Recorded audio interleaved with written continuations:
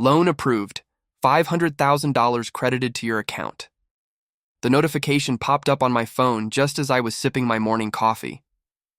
My hand froze mid-air. My heart pounded in my chest. I hadn't applied for any loan.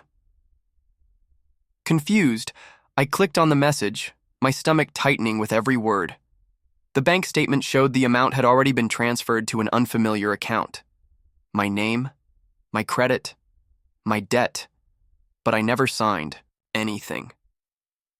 A cold sweat trickled down my spine as I dug deeper. The signature on the loan documents looked eerily familiar because it was mine, only I had never signed it. My pulse thundered in my ears as realization hit me like a sledgehammer. There was only one person who had access to my documents.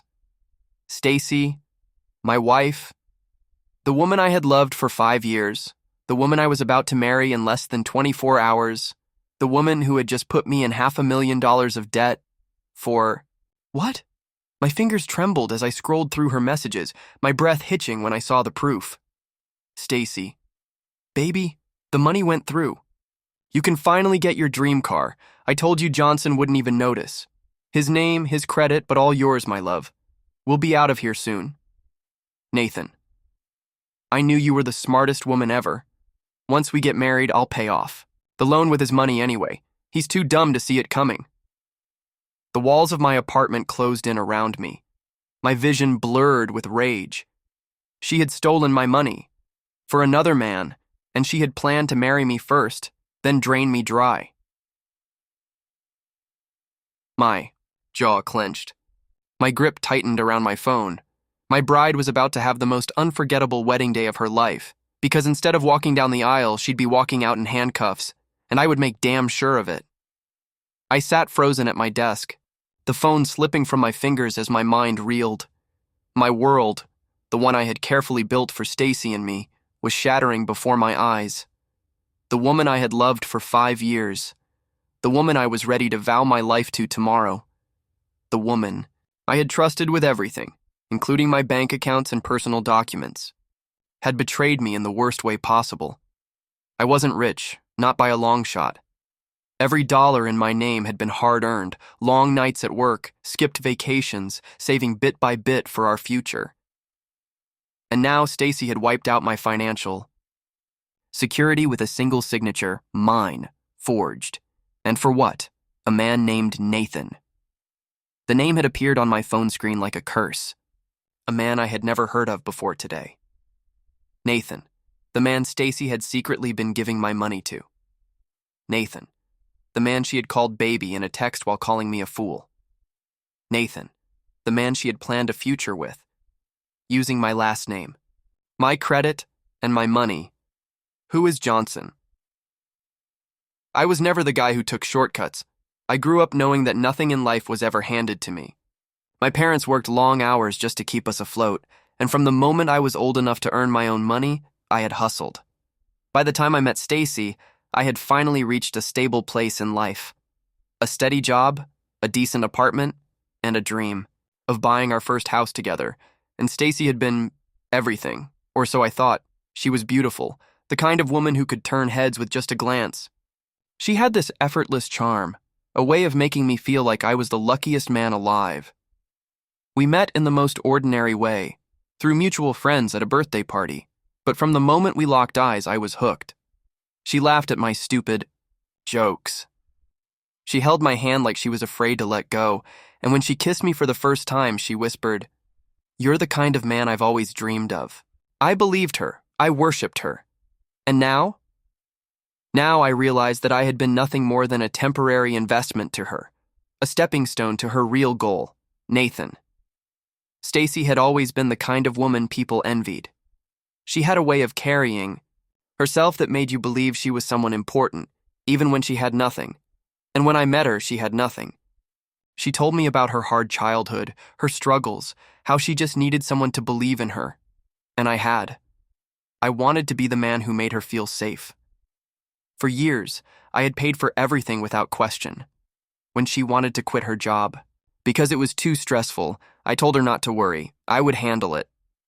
When she wanted a new car, I worked overtime to help her buy it. I never thought twice about money because I was building a future for us, and all along, she was building a future with someone else. Nathan. My mind replayed the words from Stacy's, text messages, each one slicing deeper than the last. Stacy. Baby, the money went through. You can finally get your dream car. I told you Johnson wouldn't even notice. His name, his credit, but all yours, my love. We'll be out of here. Soon. Nathan. I knew you were the smartest woman ever. Once we get married, I'll pay off the loan with his money anyway. He's too dumb to see it coming. My stomach churned with nausea. Stacy and Nathan had already planned their next move. After the wedding, she'd take more. My savings, my house, everything I had worked for. And the worst part? She thought I was too blind to see it. I clenched my fists, rage pulsing through my veins. I had been too good to her, too trusting, too willing to believe that love meant sacrifice. But this wasn't love. This was theft, deception, betrayal of the worst kind. And Stacy? She was about to learn what it felt like to lose everything. I could have confronted her right then, screamed, rage demanded answers, but I didn't. Because Stacy wasn't just a liar, she was smart. If she sensed even the slightest suspicion from me, she would find a way to escape, and I couldn't let that happen. So I played along. I hid my rage, masked my pain. I acted normal, pretending I hadn't seen a thing. When she walked into the room, later that night, smiling like nothing had happened, I forced a smile back. Big day tomorrow, she said, wrapping her arms around my waist. I felt sick. Yeah, I murmured. It's going to be unforgettable. She kissed my cheek and whispered, I can't wait to be your wife. And I whispered back, I can't wait either. Only when Stacy walked down the aisle tomorrow, instead of a wedding ring, she'd be getting a pair of handcuffs. And, instead of a honeymoon, she'd be going straight to jail. She thought she had played me, but now it was my turn to play her. The next morning, I woke up to the sound of Stacy humming in the shower. She was completely at ease, like a woman who had no regrets, no guilt, no second thoughts about what she had done, and why would she? To her, this was just another day closer to her ultimate payday, our wedding, the legal bond that would give her full access to everything I owned. I stared at the ceiling, my mind replaying every lie, every manipulation, every moment she had. Played me for a fool. She had already emptied my savings, forged a loan in my name, and gifted the money to her lover, Nathan. But that wasn't enough. She wanted more.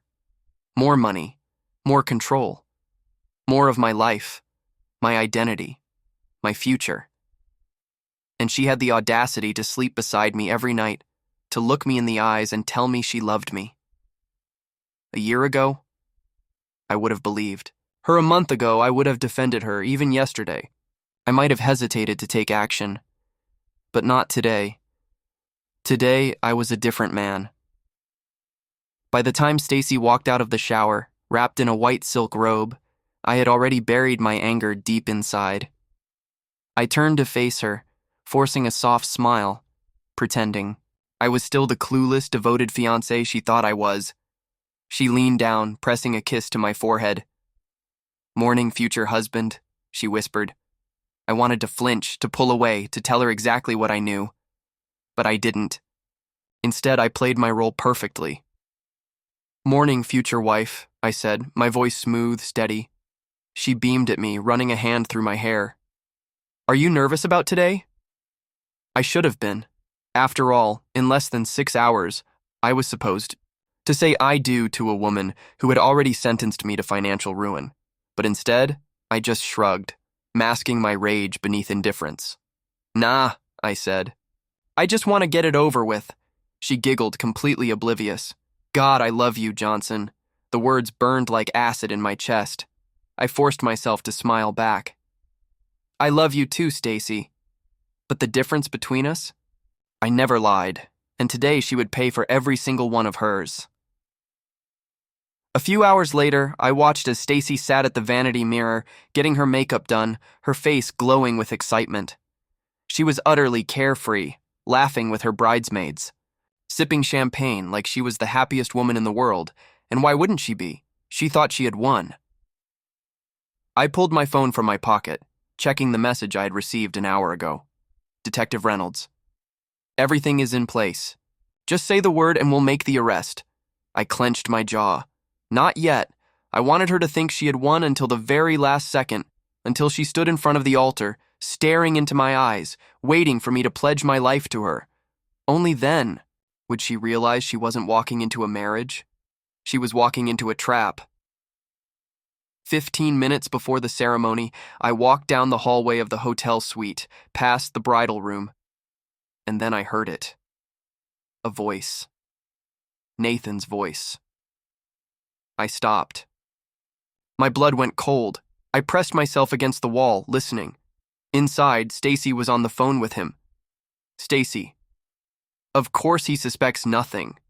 Johnson is an idiot. He'd trust me even if I emptied his entire bank account. My fists clenched. Nathan. Good. After today, he won't have a choice. Once the marriage certificate is signed, we move everything over. Stacy. I know, baby. Just a few more hours and we're free. Silence. Then she giggled. Stacy. No, I won't miss him. The only thing I'll miss is his credit score. My vision blurred. My pulse roared in my ears. I had always wondered what the final straw would be. This was it. The last betrayal. The moment that erased every last ounce of love I ever had for her. And suddenly, I couldn't wait to watch her world crumble. 15 minutes later, I stood at the altar. The guests were seated, the music started, and then Stacy appeared, dressed in white satin, a radiant smile on her lips. She walked toward me without an ounce of guilt, without a flicker of hesitation. She had no idea what was about to happen. She reached the altar, eyes locked on mine. I told you we'd make it, baby, she whispered as she took my hands. I squeezed them, just a little. Yeah, Stacy, I murmured. We made it. The priest smiled at us. Dearly beloved, we are gathered here today to celebrate the union of Johnson and Stacy. She grinned. I grinned back. I could already hear the sound of police sirens approaching. It was time. I stood at the altar, my hands gripping Stacy's a little too tight. She didn't notice. Her excitement overshadowed everything else. The guests were watching, the soft hum of whispers and camera flashes filling the room. The air was thick with anticipation. But inside me, a storm was raging. I had spent 5 years loving this woman. 5 years believing in her, sacrificing for her, building a future she had already destroyed behind my back. And now she was standing in front of me, smiling like she hadn't ripped my life apart. Every fiber of my being screamed to rip my hands, a way to expose her right there in front of everyone, to shout out that she was a fraud, a liar, a thief. But I didn't, because this wasn't just about rage or heartbreak. This was about justice. I took a slow breath, staring into the eyes of the woman I once would have died for. And now, I was ready to watch her fall. The priest's voice faded in and out as I stared at Stacy, my mind running through every moment that had led to this. The first time she told me she loved me. The nights she fell asleep in my arms, whispering promises of forever. The way she had looked at me, laughing while taking out a loan in my name for another man. I had loved her with everything I had, and she had loved someone else while spending my money. I wanted to hate her. I wanted to curse myself for not seeing it sooner, but the worst part? I still felt something. Not love, but the ghost of it. The weight of 5 years of memories that couldn't just disappear overnight, it made me sick. I had spent so long believing in her that part of me still wanted an explanation. A reason. Something to justify why she had done this to me. But there was nothing. She wasn't sorry. She wasn't remorseful. And that was why, no matter how much I once loved her, I had to destroy her. Johnson? Her voice pulled me out of my thoughts. She tilted her head slightly, concern flickering in her eyes. You okay, babe? She whispered. I forced a smile. I'm perfect. The priest continued, but I barely heard him. I was too focused on the police, officers standing just outside the doors. Waiting, watching, ready. All I had to do was give the signal. And yet, for one brief second, doubt crept in. Would I really be able to go through with it? Would I really be able to watch her be dragged away in front of our friends, our families, our life together? For 5 years, Stacy had been my world. Was I truly about to set fire to that world and walk away? Then I thought of Nathan. I thought of her calling me an idiot behind my back. I thought of her texting him while lying beside me in bed, laughing about the money she was stealing from me. And suddenly, there was no doubt. Left at all, the priest cleared his throat. If anyone objects to this marriage, speak now or forever hold your peace. Silence. I glanced at the doors, a single nod from me, and everything would end. One nod, and Stacy would lose everything the way she had planned for me to. My heart was hammering. Stacy squeezed my hands gently, misreading my tension for nervous excitement. Almost there, she whispered, smiling. Just one more line and I'm yours forever. I smiled back, and then I nodded. The doors burst open. Gasps erupted from the crowd. Stacy jumped, eyes wide, as she turned toward the officers storming in. What the... she started, but before she could finish, one officer stepped forward, holding up an arrest warrant. Stacy, you are under arrest for identity theft, fraud, and financial manipulation. The color drained from her face. What? She stammered, glancing at me. I said nothing. I just watched. What is this? Johnson, what's happening? She looked at me in confusion, then realization began to dawn on her face. She turned fully toward me now, her hands trembling. Johnson, baby, this has to be a mistake. I took a step back. No mistake, Stacy. I pulled out my phone and read aloud her own damning words. No, I won't miss him. The only thing I'll miss is his credit score. A shudder ran through her body. The guests were whispering now, horrified. Johnson, please, she begged, tears finally forming, but I saw them for what they were. Not regret, not love, just pure, selfish panic. Because for the first time, she was the one losing everything. The officers stepped in, grabbing her wrists. No, wait, she shrieked, struggling, but they were already cuffing her. Johnson! She screamed at me now, her voice filled with something I had never heard before. Pure, unfiltered fear. I leaned in, close enough that only she could hear. You wanted a wedding, Stacy? I murmured. She gasped, her face contorted in horror. I smirked. Consider this my gift to you. The officers dragged her away as the entire room watched, and I stood at the altar, finally free. The room was dead silent as Stacy was dragged toward the exit, her white dress pooling around her feet like a fallen angel's robes. The guests, our friends, our families, sat frozen, their wide eyes darting between me and the scene unfolding in front of them. The whispers had begun. Did he just have his own bride arrested? What the hell did she do? I knew she was bad news, but this? And then, just as Stacy reached the doorway, she did something I never saw coming. She stopped struggling. Her head snapped toward me, and in that moment, her fear vanished. A slow, twisted smile crept onto her lips. Something was wrong. You think this is over? She whispered, her voice eerily calm. A chill ran down my spine. The police officer holding her hesitated, his grip tightening. Keep moving, ma'am. She ignored him, locking her gaze on me. I know you, Johnson, she murmured, tilting her head. You're still the same man who fell for me 5 years ago. The same man who worked extra hours just to buy me that stupid necklace for our first anniversary. The same man who swore he'd never let me go. I clenched my fists. She laughed, soft but venomous. You think you've won, but you haven't. Exhaled sharply. You're going to jail, Stacy. Her eyes gleamed. And what do you think will happen when I get there? A pit formed in my stomach. She leaned in just a little. You really think Nathan will let me rot? A sharp knock echoed through the hall. The wedding doors swung open again.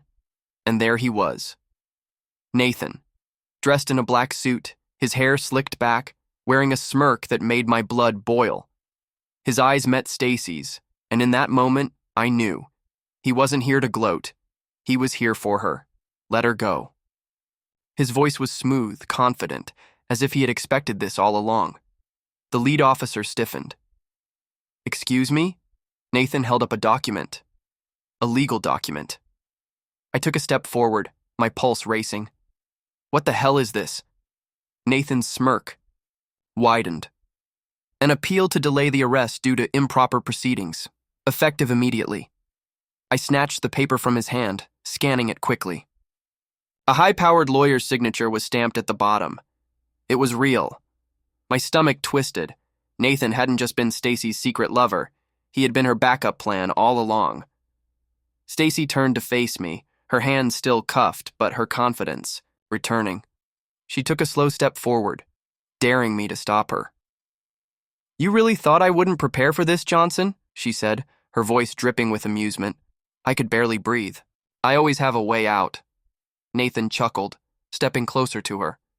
"You were smart to strike first, Johnson, but not smart enough."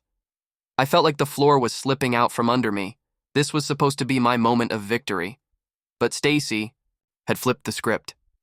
And now she was walking free. I turned to the police officer. "You can't seriously be letting her go." The officer's jaw tightened.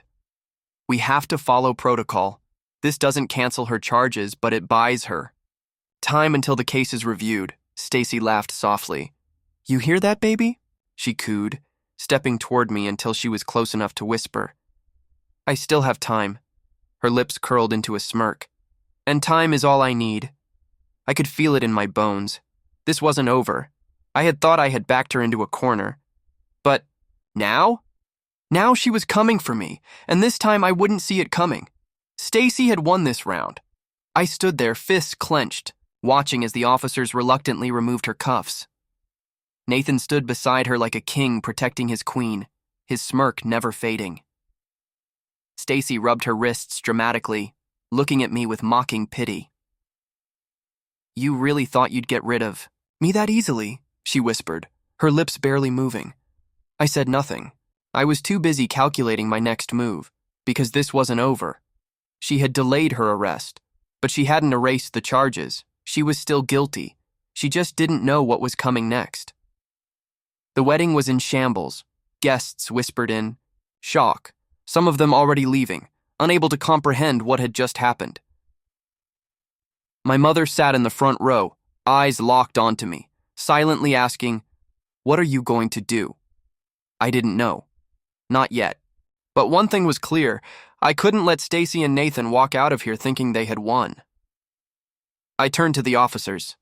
"She delayed the arrest," I said slowly, voice steady. "She didn't cancel the case." The lead officer nodded. "We'll still investigate, but legally she's free for now," Nathan chuckled. "Shame, huh?" I ignored him, because I wasn't done. I stepped forward, lowering my voice. "Stacy, do you really think Nathan is going to save you?" Her smirk faltered for just a second. I saw it, a flicker of doubt. Nathan scoffed. "Nice try, buddy. We're leaving." "Are you?" I countered. I turned to the crowd. "Since we're all here, let's talk about what Stacy and Nathan were really planning. I think everyone should know the kind of woman I almost married." A hush fell over the room. Stacy stiffened. "Johnson, don't." I pulled out my phone and played the audio recording. Stacy's voice filled the hall. "No, I won't miss him. The only thing I'll miss is his credit score. Once we get married, I'll move everything over to my name. He's too dumb to see it coming." Nathan's laughter followed. A sharp gasp spread through the crowd. Stacy's mother covered her mouth in horror. Nathan froze. And Stacy? She finally realized she had lost control. Her breathing grew uneven, her fake confidence cracking in real time. "You," she whispered, eyes wide. "You recorded me?" I let out a cold laugh. "Of course I did, Stacy. You weren't the only one playing games." Nathan turned to her now, his amusement gone. "Wait, You told him you were going to move the money over? To your name! Stacy's head whipped toward him. Nathan, baby, listen, I was just saying what he wanted to hear. Nathan's entire demeanor changed. You said we were in this together. We are! Stacy's voice rose in panic, but Nathan wasn't buying it. His jaw clenched, his fists tight. You were planning to take everything for yourself, weren't you? He accused. No! I swear! You're lying. Stacy reached for his arm. Baby, please. Nathan yanked his arm away like she was poison. For the first time, Stacy was the one losing someone. I let the weight of my victory settle in. Nathan was turning on her. The guests were watching her like she was dirt. Her own parents sat in stunned silence. Her last lifeline was slipping away, and she knew it. I leaned in close, just like she had done to me earlier. You asked me if I thought this was over, I whispered. It is now. Her lips trembled. Johnson, please. I loved you, Stacy, I said, my voice quieter now. And you loved my money. She couldn't deny it. She didn't even try. The weight of her own actions had finally caught up to her, and I wasn't done yet. I turned to the officers. You said she's free for now, I said. But what happens when she loses her only financial backup? The lead officer narrowed his eyes. I smirked, turning to Nathan. You ready to pay off $500,000 in stolen money for her? I asked, knowing the answer. Nathan stared at Stacy, disgust growing in his eyes, and then he said it. I'm done. Stacy's eyes widened in horror. Nathan, no! But he was already backing away. I'm not going down for this. You planned this, Stacy. You took his money, you stole his identity. You played both of us. He turned to me. I'll testify against her. The officers perked up at that. With Nathan flipping on her, Stacy had no one left. Her entire world had crumbled within minutes. Tears streamed down her face. She looked at me, one last desperate plea in her eyes. Please, Johnson, she whispered. Please don't do this to me. I should have felt something. Pity, sadness, regret. But I didn't. Because this wasn't something I was doing to her. This was something she had done to herself. I turned to the officers. You have your confession. I assume that's enough? The lead officer nodded, and then, for the second time that day, Stacy was handcuffed. This time, there were no delays, no more loopholes, no one coming to save her. The moment the police led her away, I let out the longest breath of my life. The weight of 5 years of deception, manipulation, and betrayal finally lifted. I looked at the guests, people I had thought would be celebrating my wedding. Instead, they had just witnessed my rebirth. Turned to my best friend who had stood frozen the entire time. Drinks? I asked. He blinked. Hell yes. As I walked out of the wedding hall, alone but finally free, I felt something strange. Peace. I had lost nothing. But Stacy? She had lost everything. And for the first time in 5 years, I wasn't the fool anymore. The moment Stacy was dragged out of the wedding hall, the tension that had strangled the air finally broke. I stood there, taking in what had just happened. The woman I had once dreamed of spending my life with was now gone. Her white dress no longer a symbol of purity, but a mockery of the lies she had wrapped herself in. The whispers started again. Did that really just happen? Holy schwa. I thought this was a wedding, not a crime scene. Damn, Johnson really set her up and took her down at the altar. I ignored them all, because for the first time in years, I felt something I hadn't in a long time. Relief. I turned to the priest, who still stood there, his hands frozen on his Bible. He looked at me with wide eyes, clearly unsure of what to say. I let out a breath, adjusting my suit. Well, I said, I think we can call this wedding off. A few guests laughed nervously, unsure if they were allowed to find this funny. I didn't care, because I was done. I looked at the hall that had been decorated for a wedding that never happened. The flowers, the candles, the arch where Stacy and I were supposed to say I do.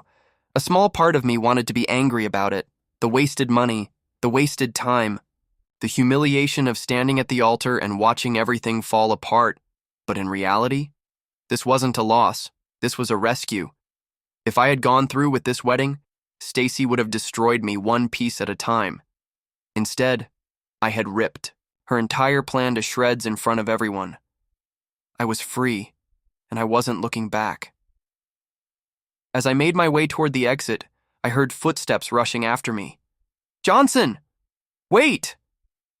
I turned around to see Nathan, still pale from the realization that Stacy had played him too. I crossed my arms. "What do you want?" Nathan looked around nervously, lowering his voice. "Listen, man. I know things got out of hand, but you have to understand. She manipulated both of us. I didn't know she was planning to take the money for herself." I let out a sharp laugh. "Really? You had no idea?" I mocked. "So what were you going to do after she drained me dry? Retire with her on my money? Buy another car?" Nathan shifted uncomfortably. "I mean, look, I just think we should let bygones be bygones." I stepped closer, lowering my voice to absolute ice. "Let me make one thing clear, Nathan," I said. "I have nothing to say to you. And trust me, if you ever try anything like this again, you won't just be dealing with Stacy's downfall, you'll be next." His throat bobbed. He looked ready to argue, but one glance at my face shut him up. Without another word, he turned and walked away. I watched him go, knowing that whatever he had with Stacy, it was done. She had burned both of us, and now she was the one left in the ashes. The days following the wedding were a blur of police reports, legal paperwork, and endless phone calls. Stacy was officially charged with fraud and identity theft. Nathan's testimony sealed her fate. He turned over all their conversations, exposing their full plan. She was denied bail and would be facing trial soon. Her perfect little scheme had shattered into nothing. And me? I should have felt angry, bitter, humiliated. But strangely, I felt lighter. I had dodged a bullet. Stacy had almost stolen my future, but she hadn't. And that was what mattered. 2 weeks after the disaster that was my wedding, I received an unexpected call, a private number. I hesitated, then answered. There was silence for a moment. Then, her voice. "Johnson?" My stomach clenched, but I stayed calm. "Stacy." She let out a shaky breath. I know I shouldn't be calling you. I don't even know why I did." I didn't say anything. She let out a bitter laugh. "Nathan disappeared. He testified against me, and now he won't even pick up my calls. He was my last shot. And he left. Me to rot." I didn't respond. I had no sympathy left to give her. She sighed. I don't know why I did all of this. Maybe I thought I'd never get caught. Maybe I thought you'd never find out." I exhaled, running a hand through my hair. "You never loved me, did you?" Silence. Then a whisper. I don't know if I ever really knew how to, and just like that, I had my answer. I didn't say goodbye. I didn't say anything. I just hung up, and this time I knew I was truly done. 1 year after that nightmare of a wedding, I sat in my new home, sipping coffee, watching the news. Breaking news. Former bride Stacy convicted of multiple counts of fraud, sentenced to 5 years in prison. I smirked. It was poetic, really. She had planned to trap me in a marriage where she'd take everything. Instead, she was locked away with nothing. And me? I was happier than I had ever been. No bitterness, no regrets, just peace. Because sometimes the best revenge is moving on.